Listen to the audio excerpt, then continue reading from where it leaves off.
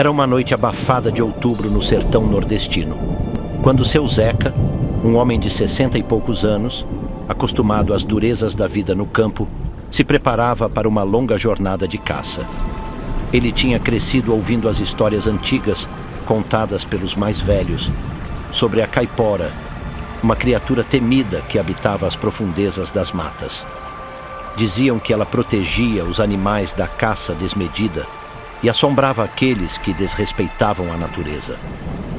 Seu Zeca sempre escutava essas histórias com um certo ceticismo, mas também com respeito.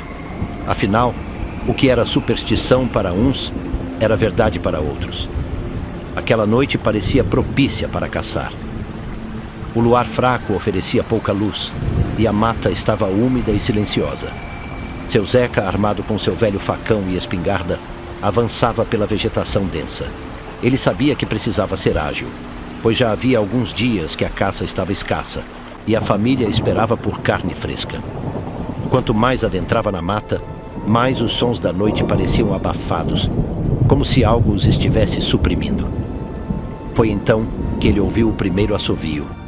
Era um som agudo, quase humano, mas ao mesmo tempo não. Ecoava de um lado para o outro como se a própria floresta estivesse viva.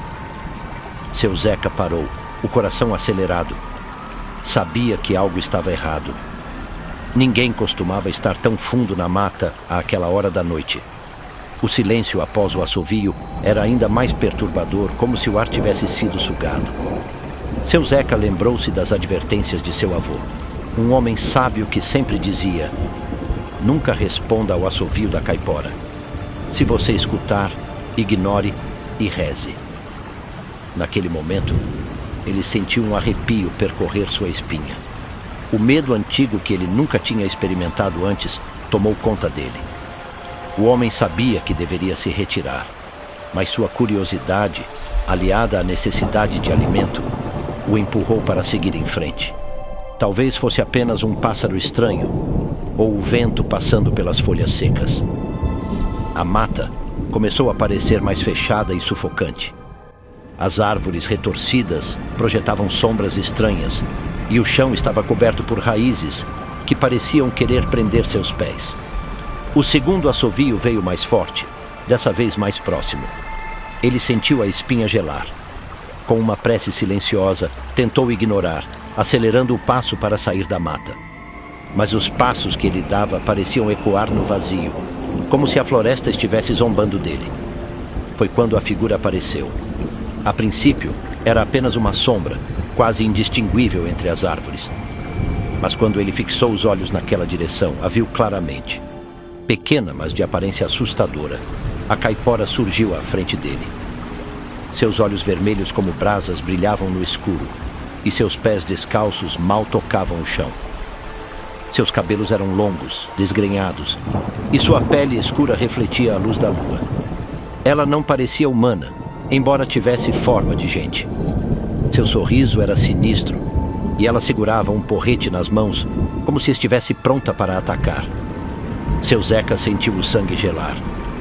Ele estava diante da criatura das lendas, aquela que até então ele acreditava ser apenas uma invenção para assustar crianças. Ela o observava, e ele sabia que cada movimento poderia ser seu último. As histórias diziam que a caipora atacava sem piedade aqueles que desrespeitavam as regras da mata, e naquele momento ele não sabia se seria poupado. Desesperado, ele tentou se lembrar do que os antigos diziam. Ofereça fumo à caipora, e talvez ela te deixe ir. As vozes ecoavam em sua mente, mas ele não tinha fumo consigo.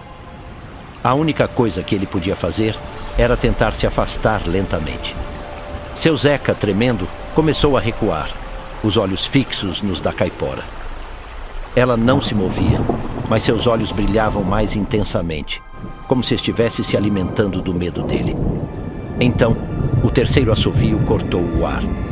Dessa vez, o som era ensurdecedor, fazendo a cabeça de seu Zeca latejar. Ele cambaleou, tropeçando em uma raiz exposta. Quando olhou para cima, a caipora estava mais perto. Muito mais perto. Seu Zeca tentou se levantar, mas suas pernas estavam fracas. A criatura riu, uma risada seca e maléfica que ecoou pela floresta como um presságio de morte. O caçador sabia que estava condenado. A floresta parecia fechar-se ao redor dele, e o som dos animais noturnos havia desaparecido completamente. Tudo o que restava era o som de sua respiração acelerada e o olhar penetrante da criatura à sua frente. Foi então que, em um último ato de desespero, seu Zeca gritou. Não um grito de raiva ou coragem, mas um grito de medo puro, um chamado à vida, como se implorasse por uma chance de escapar. A caipora, porém, não recuou. Ela se aproximou mais, erguendo o porrete com intenção clara de acabar com ele. Mas, naquele exato momento, algo inesperado aconteceu. Um estrondo de trovão ecoou pelos céus e uma forte rajada de vento sacudiu as árvores. A caipora hesitou por um segundo, seus olhos perderam o brilho e ela recuou. Seu Zeca, aproveitando a distração, usou todas as suas forças para se levantar e correr. Ele correu como nunca antes, sem olhar para trás, enquanto o assovio ecoava novamente, desta vez mais distante. Quando finalmente chegou à beira da mata, exausto e suando frio, seu Zeca desabou no chão. O perigo havia passado, mas o medo ainda pulsava em suas veias. Ele nunca saberia por que a caipora o poupou naquela noite, mas uma coisa era certa: ele nunca mais caçaria nas profundezas da mata. De volta à sua casa, ele contou a história aos familiares e vizinhos, que ficaram boquiabertos. Muitos acreditaram, outros acharam que era delírio de um velho homem cansado. Mas seu Zeca sabia a verdade.